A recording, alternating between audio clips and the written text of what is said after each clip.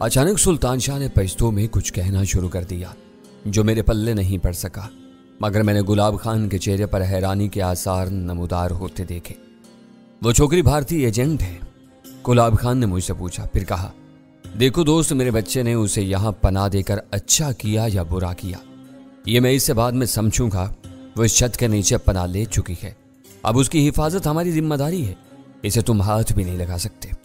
وہ بھارتی agent who, Nepal کی شہزادی ہو یا 2 ٹکے کی ناچنے والی، وہ میرے بیٹے کی پناہ میں ہے، ہم اس کی حفاظت کریں گے، اپنے مہمان کی طرف اٹھنے والے ہر ہاتھ کو شانے سے توڑ دیں گے۔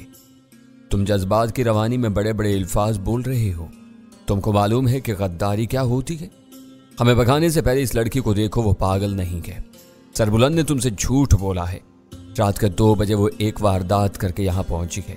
یہ قبائلی علاقہ نہیں، ایک شہر ہے، اس لڑکی کی حمایت کر کے تم بہت بڑی غلطی کر رہے ہو، اس کو ہر قیمت پر قانون کی گرفت میں ہونا چاہیے۔ تم قانون نہیں ہو، تم نے آتے ہی کہا تھا کہ تم پولیس یا CID کے آدمی نہیں ہو، اس نے ہمیں یاد دلایا۔ شاید میرا آخری فکرہ اس کے دل کو لگا تھا۔ قانون کے نفاذ کے لیے اور بھی 10 محکمے ہیں، ہم ان میں سے ایک سے تعلق رکھتے ہیں۔ وہ تذبذب میں پڑ گیا۔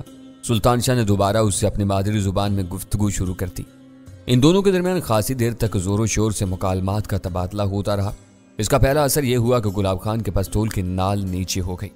کچھ دیر بعد اس نے سیفٹی کیس لگا کر پستول اپنی جیب میں ڈال لیا اور پھر اس نے مسکین کو دروازے سے باہر بھیجا اور چاروں ایک مرتبہ پھر قالین پر بیٹھ گئے۔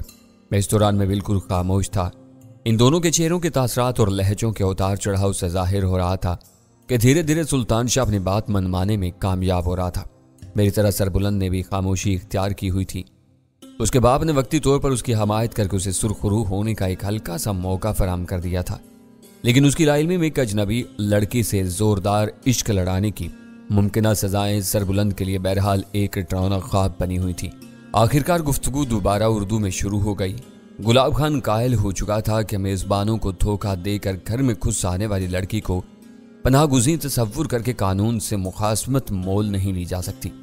وہ ایک پرخلوص اور سادہ لو آدمی تھا، ابتدا سے اس وقت تک نیک نیتی سے مذاکرات کرتا رہا تھا۔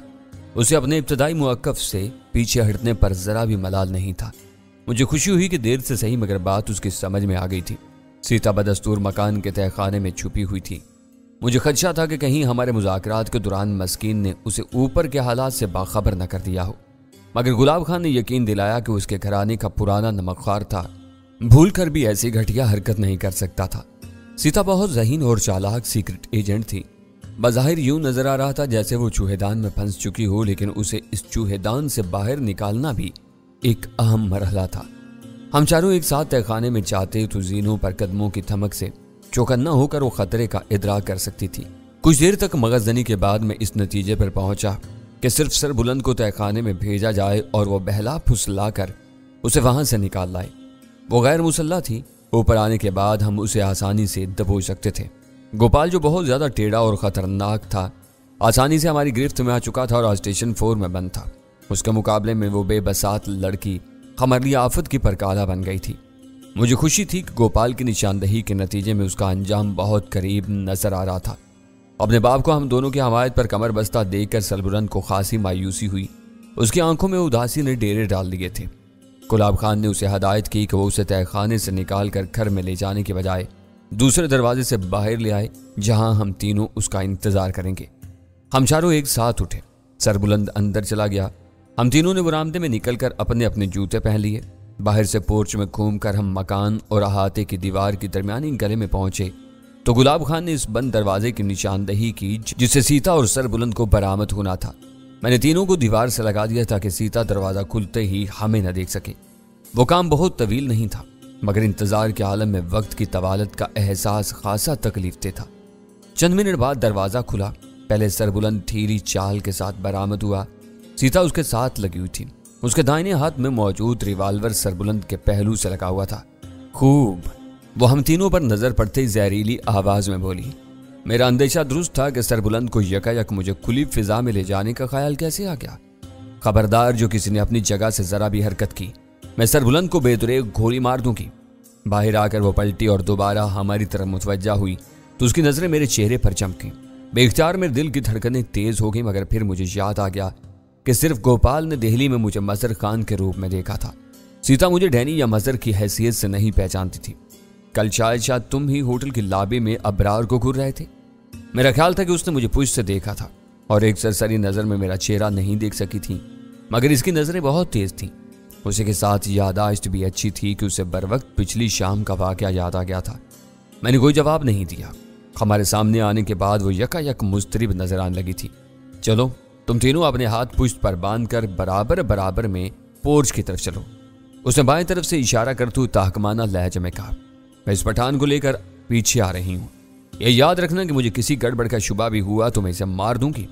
वो बस लम्हे भर के लिए खामोश हुई, तो फिर खास तौर पर किसी को मुखातिब किए बगैर दूसरे इस सांस में पूछा, दोनों गाड़ियों की चाबियां कहाँ हैं?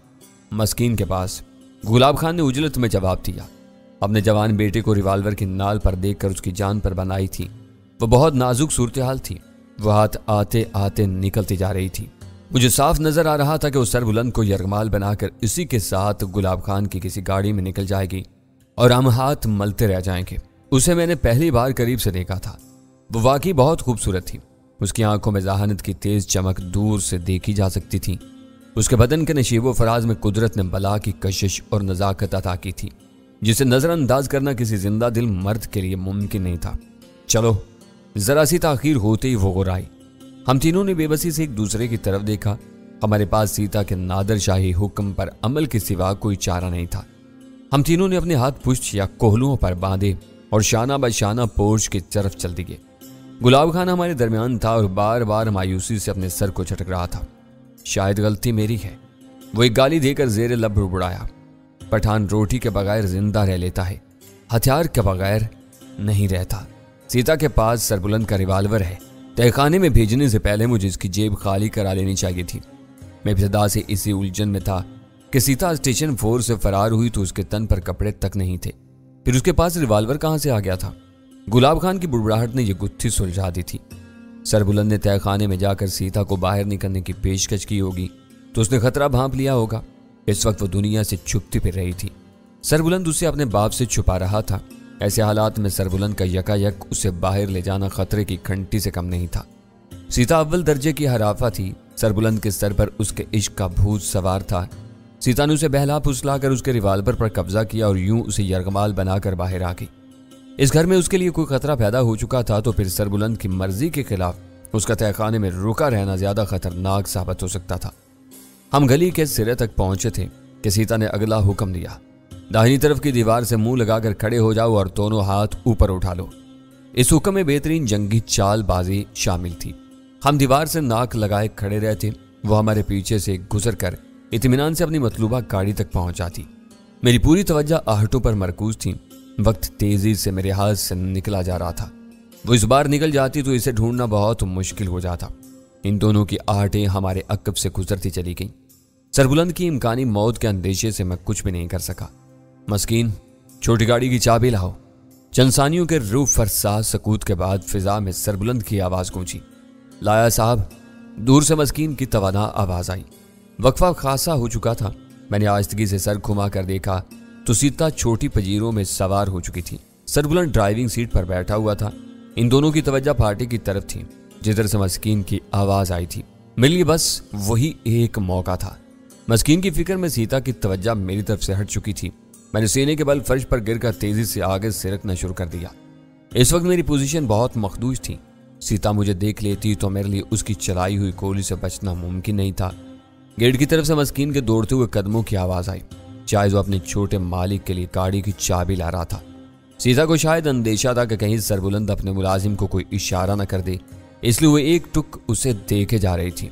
मैं छोटी पजीरों से जरा ही दूर था कि मस्कीन ने चाबी सरबुलंद को दे दी। उसकी तहायुर ज़दा नजरें मेरे रेंगते हुए वजूद पर भी पड़ी थी, लेकिन उसने किसी गैर मामूली रद्द अमल का मुजाहरा नहीं किया। ये मुझे बाद में पता चला कि इस वक्त मैं अकेला नहीं रेंग रहा था। मेरे बाद सुल्तान शाह और गुलाब खान भी मेरी तकलीद में थे। मैं गाड़ी के करीब पहुंचा ही था कि हेडलाइट ऑफ होने पर उसका इंजन बेदार हो गया। घर से सीता की रवानगी के मराहिल मुकम्मल हो चुके थे। उसने गर्दन सीधी की तो मैं गाड़ी की ओट में हो चुका था। उसने खिड़की से हाथ बाहर निकाल कर मेरे पीछे आने वालों पर लगातार 3 फायर किए और इस्तरारी लहजे में चीखी, चलो चलती, गाड़ी निकालो यहाँ से। उसकी पहली 2 गोलियां ज़ाया हुई, मगर तीसरे फायर पर फिजा गुलाब खान की चीख से लर्ज उठी। शायद गोली उसके जिस्म के किसी हिस्से को चाट गई थी। तो अजीब सूरत हाल थी। बाप जख्मी हो चुका था, बेटा यरगमाल बना हुआ था। सरबुलंद के पास सीता के हुक्म से सरताबी की कोई गुंजाइश नहीं थी। पजीरो बहुत तेजी के साथ खुले हुए फाटक से निकलती चली गई। मैं रिवाल्वर की रेंज से बहुत दूर था। सीता फायर करती तब भी मेरा कुछ नहीं बिगाड़ सकती थी। मैं तेजी से अपने कदमों पर खड़ा हो गया। मस्कीन अपने मालिक की चीख पर गेट से दौड़ता चला रहा था। मैंने चीख कर उसे दूसरी गाड़ी की चाबी मांगी जो उसने वहीं से मेरी तरफ उछालती। मैंने पलटकर बस एक नजर देखा। शायद गुलाब खान की पिंडली जख्मी हुई थी। सुल्तान शाह उसे संभाल रहा था। पिंडली का जख्म कारी नहीं हो सकता था। इसके लिए इब्तदाई तिब्बी देखभाल ही काफी थी। कदर बुलंदी से आने वाली गोली ने हड्डी को कोई नुकसान पहुंचाया होता तो उसकी देखभाल बाद में भी हो सकती थी। इस वक्त सीता का ताकुब ज्यादा अहम था। मैं दूसरी गाड़ी में घुस गया। मैंने गाड़ी उस रुख पर डाली थी जिधर छोटी पजीरो गई थी। फिर मुझे ज़ैली सड़क के सिरे पर वो गाड़ी बाएं तरफ मुड़ती हुई नजर आ गई। मैंने गाड़ी की रफ्तार बढ़ा दी। अगली सड़क पर खासा ट्रैफिक था, जिसमें रफ्तार के कमालात दिखाकर दूसरों से आगे निकलना आसान नहीं था। गनीमत यह था कि मुझे इस हजूम में सरबुलंद की गाड़ी रवान नजर आ रही थी। ट्रैफिक के मामले में उसे भी वही मसाइल दरपेश थे जिनका मुझे सामना था। यूं हमारा दरमियानी फासला कमोबेश यकसा रहा। कई मोड़ घूमने के बाद दोनों गाड़ियां शाहराह फैसल पर निकली तो अगली गाड़ी की रफ्तार खासी कम थी। मैं तेजी के साथ उसके करीब होता चला गया। उसके बराबर में पहुंचते ही मुझे एक शदीद ज़हनी झटका लगा। गाड़ी में सरबुलंद अकेला था। उसके बराबर वाली नशिस्त खाली पड़ी हुई थी। सरबुलंद की निगाहें सड़क पर मरकूज थीं। वो मेरी तरफ मुतवज्जा नहीं था। मैंने हार्न बजाकर उसकी तवज्जो अपनी जानिब मबजूल करवाई और उसे रुकने का इशारा किया। कुछ दूर जाने के बाद उसने गाड़ी किनारे से लगा दी। मैं उसके पीछे रुक गया। वो नीचे उतर कर तकरीबन दौड़ता हुआ मेरी तरफ आया था। बाबा को कहाँ गोली लगी? वो खैरियत से तो है ना? उसने आते ही मुतवहिश आवाज में पूछा। वो जिंदा है और खैरियत से है, घबराने की कोई बात नहीं है। ये बताओ कि सीता कहाँ है? वो पिछले चौराहे पर अचानक उतर गई थी। उसे अंदाजा हो गया था कि कोई हमारा पीछा कर रहा है। मुझे यूं लगा जैसे उसने मेरे सर पर अचानक लठते मारा हो। फिर तुम इधर कहाँ जा रहे थे? उसने मेरी बात दरमियान से उड़ा दी। शाहराह फैसल पर आना मजबूरी थी। पहले मोड़ से वापस लौट जाऊंगा। मुझे बाबा की बहुत फिक्र है। वो मेरी वजह से जख्मी हुए हैं। वो रुंधी हुई जज्बाती आवाज में बोलता चला गया। तुम सही कह रहे थे। सोनिया ठीक औरत नहीं है। इस वक्त उसके तेवर बदले हुए और बहुत खराब थे। वो छठी हुई बदमाश मालूम हो रही थी। मसरूफ सड़क के किनारे ज्यादा देर तक रुकना मुनासिब नहीं था। वो दोनों गाड़ियां गुलाब खान की थीं। वो खुद जख्मी हो चुका था। सुल्तान शाह को भी वहां से लेना था। मैंने सरबुलंद को वापसी का इशारा किया और अपनी गाड़ी तेजी से आगे निकाल ले गया। मैं कहती हूं कि ये कुछ भी नहीं हुआ। वीरा ने इसरार किया। वो नजर आई और फिर तुम दोनों की आंखों में धूल छोंक कर गायब हो गई। गुलाब खान मुफ्त में अपनी पिंडली तोड़वा बैठा। सीता के बारे में अब हम पहले से ज्यादा अंधेरे में हैं। हमें नहीं मालूम कि इस बार वो कहाँ जाएगी। हम उसे कबाब समझ रहे थे, पूरी की पूरी हड्डी निकली है। सुल्तान शाह ने मजाहिया अंदाज में कहा। तुम्हारी टक्कर की औरत मालूम होती है। तुमने फिर मुझे औरत कहा। वीरा ने हल्की सी बरहमी के साथ एहतजाज किया।